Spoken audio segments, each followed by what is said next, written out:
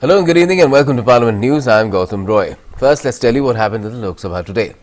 Well, the Congress attacked the government on Monday over its supplementary demands for grants, saying the fondness for grand announcements and flashy statements are destroying the foundation of old India, drawing a sharp retaliation from the ruling BJP. BJP MP Nishikant Dubey said policies of the previous UPA governments had led to the bad state of the economy, which the BJP inherited. The previous Congress-led UPA government left the economy in a poor state, which the current government has nursed back to health, he said. During a discussion in the Lok Sabha on the supplementary demands for excess grants for 2019-20, Congress leader Shashi Tharoor accused the government of not addressing the root cause of issues but choosing to use SOPs as a temporary solution. He said throwing SOPs because we failed to address the underlying problem is no solution at all. He accused the government of having a fondness for grand announcements and flashy statements while destroying the foundation of everything good and noble in old India. He said his party will not oppose these demands because the country needs them, and more but will deplore needless rigmarole that brought us to this point. He said more than 95% of houses enrolled under the Mahatma Gandhi National Rural Employment Guarantee Act have not got 100 days of work. Tharoor also pointed out consistent reduction in allocation in rural development and social security schemes. BJP MP Nishikant Dubey hit back at the Congress, stating how policies of the previous UPA governments had led to the bad state of the economy which the BJP inherited. Accusing the Congress government of pursuing vote bank politics and politics of lies, Dubey congratulated Finance Minister Nirmala Sitharaman for the action taken to revive Air India. The Congress government indulged in theft and blamed others. At that time, the BJP kept telling the government to do something for Air India, but nothing was done, he said. He also said that in the name of controlling petrol and diesel prices, the Congress governments had issued oil bonds, and now the present government has been left with that burden. Only the Prime Minister thinks of Sabka Saath, Sabka Vikas and saved 130 crore people during the pandemic, he said. While in the UK in 6 months 3 PMs changed, in China there is still lockdown and in New York all shops are closed, he said. Calling the MGNREGA the Congress's worst scheme, Dubey said no other scheme had so much corruption. Taking a dig at West Bengal, which claimed that the centre was not paying its MGNREGA dues, Dubey said the funds meant for the scheme were being diverted by the state. TMC member criticized the government over the falling value of rupee and high inflation. The second week of Parliament's winter session began on Monday and Lok Sabha proceedings went smoothly without any disruption. During question hour, Finance Minister Nirmala Sitharaman said GST claims of state governments will be cleared once she gets relevant papers along with a certificate from their respective accountant generals. She also said in the Lok Sabha that the central government is committed to paying all GST compensation to states and has been doing so continuously for the last 5 years. The FM said the respective accountant general has to provide a certificate that the particular state has to get this much of compensation. If there is a delay in the AG certificates, certified claims from states, obviously the GST compensation is pending. So when the AG certificate along with the state's claim comes, at that moment the money will also get released. That's what the Finance Minister said during question hour. Nirmala Sitharaman also said from the central government side it is up to date and whatever money it gets as cess is distributed among the states. She added that many state governments believe that their GST compensation is pending, and these are pending as the central government needs the necessary papers as the money belongs to the taxpayers. Sitharaman said differences with states can be sorted out when officials of the central and state governments sit together. The minister said half of the GST compensation for June has already been cleared, while the rest would be given once adequate cess is collected. Education Minister Dharmendra Pradhan told Lok Sabha that Aligarh Muslim University has only 2 centres in Malappuram and Murshidabad in the country, and said a false promise was made in 2010 about a third campus at Kishanganj in Bihar. Pradhan said the false claim was made then an MU centre in the Seemanchal region of Bihar would be located at Kishanganj without undertaking any necessary study and paperwork. He said his inquiry in the ministry found no paperwork related to the Seemanchal centre of the AMU. There was no proposal. Whoever had made the statement in 2010 about the Seemanchal centre, it was a complete lie, he said. The Congress-led UPA was in power at that time. Lok Sabha Speaker Om Birla cautioned members against referring to anyone's caste and religion in the House after a Congress MP alleged that Finance Minister Nirmala Sitharaman made certain remarks about his proficiency in Hindi because he belonged to a lower caste. Taking serious exception to the word used by Congress member A.R. Reddy to refer to his own social category during the question hour, the Speaker pointed out that people have not elected the members to Lok Sabha on the basis of their caste and religion. He also took serious exception to the Congress members' remarks after Reddy, while asking his question, asked Birla not to interrupt him. The Speaker asked the Congress's leader in the House, Adhir Ranjan Chaudhary, to make the members of the party understand that they should never make such comments about the Speaker.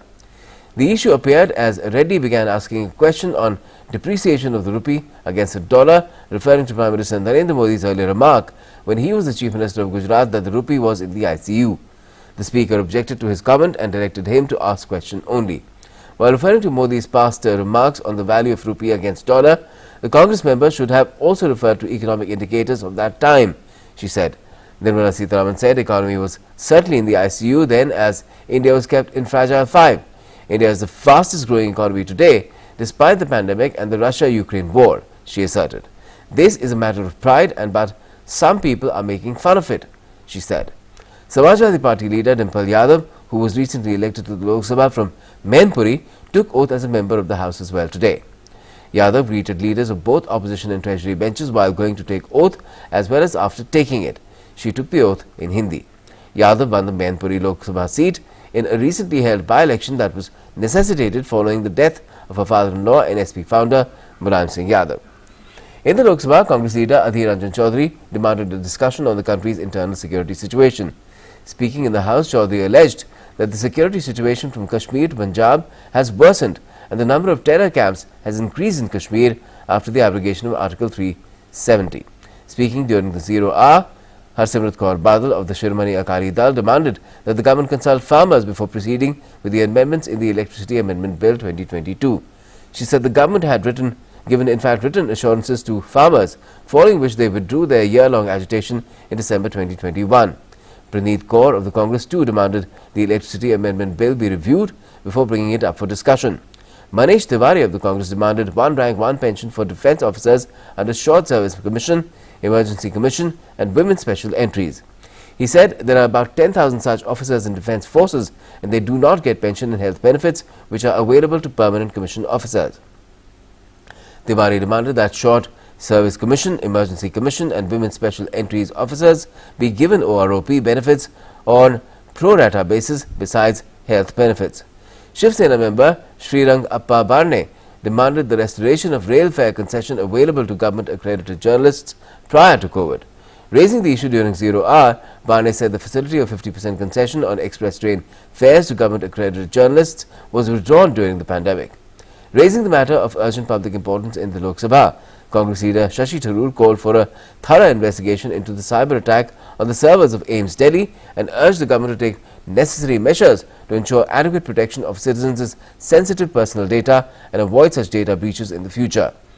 Shashi Tharoor said the recent cyber attacks on the IT servers of AIIMS Delhi had resulted in data losses which impeded its normal operations, including patient registration, consultation booking and availability of medical records. The origin, intent and extent of the attack remains unclear, he said, and urged the government to recognize this as a matter of public importance and to take the House into confidence about this and the measures taken to prevent a recurrence. The cyber attack, he said, also reflects the weak data protection safeguards in our country, especially by government institutions. The Personal Data Protection Bill 2019 had created a special category of sensitive personal data, including health data, that required stringent safeguards, but this has unfortunately been done away with in the new draft bill released by the government, he said. The House also took up a discussion on supplementary demands and demands for excess grants for 2019-20. And now let's get to what happened in the Rajya Sabha as well, which is the upper house. But the highlight of the Rajya Sabha on Monday was the passage of the Energy Conservation Amendment Bill 2022. The bill was cleared by voice vote in the Rajya Sabha. It was passed by the Lok Sabha in August. The bill seeks to mandate the use of non-fossil sources including green hydrogen, green ammonia, biomass and ethanol for energy and feedstock, establish carbon markets and bring large residential buildings within the fold of the energy conservation regime. It also seeks to enhance the scope of Energy Conservation Building Code, amend penalty provisions, increase members in the Governing Council of Bureau of Energy Efficiency, empower the State Electricity Regulatory Commissions to make regulations for smooth discharge of their functions. Replying to the debate on the bill, Minister of New and Renewable Energy R.K. Singh said India has taken several initiatives towards clean energy and conserving the environment and has emerged as a global leader in clean energy and transforming the energy sector. He claimed that India has already achieved its target of reducing emissions by 33 to 35% in 2021 against a target of accomplishing it in 2030. The minister also said India's average per capita emission is one-third of the world's average. India's contribution to global carbon load is only 3.4%, while its population is 17.4% of the world. The minister said the bill is environment-friendly and will allow carbon trading in the country. He claimed that India has now become a leader in the energy transition, and the developed countries who used to give lectures about energy conservation and climate change at global fora have now turned defensive. Presently, 24% of the energy consumption is from the housing sector, and the government has targeted only the big commercial establishments having a load capacity of 100 kilowatts under the bill, he said, adding that the state government has been given the liberty to reduce building load up to 50 kilowatts. The country also aims to be a leader in the green hydrogen, and ministry has already drafted rules, and the industry is going to invest to set up capacity for 25 million tons of green hydrogen capacity, the minister said.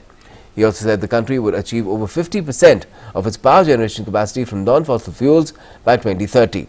The minister added that India has created 1.73 lakh megawatts of non-fossil fuel capacity, and after including the projects under implementation, its total capacity will be 2.45 lakh megawatts soon.